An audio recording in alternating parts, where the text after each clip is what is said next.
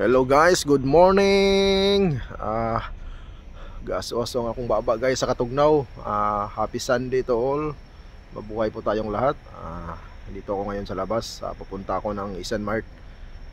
May bibilhin. Shout out sa lahat guys. Ito yung palibot ko. Yan, napakaganda ng umaga. Yun, blue sky na. Medyo wala na kayong snow guys, pero tugnaw lang yapon kayong palibot.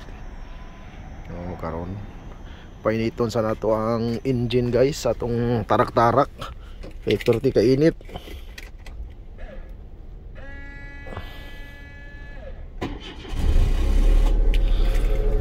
Yan, bago tamog alis, painiton sana mga ilang minuto kay natambay guys. So pilit ang snow.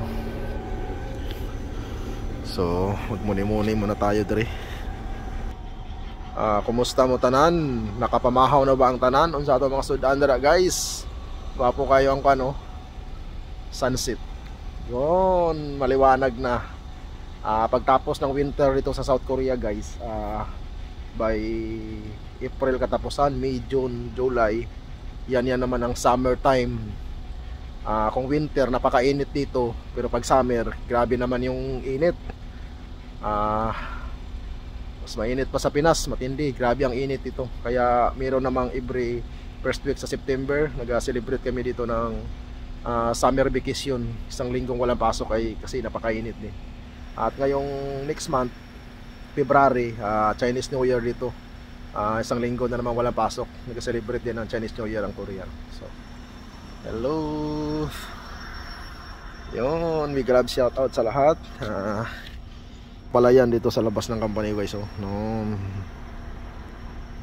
Yun, mga palayan yan. Saka may mga kapitbahay kaming company doon. Yun.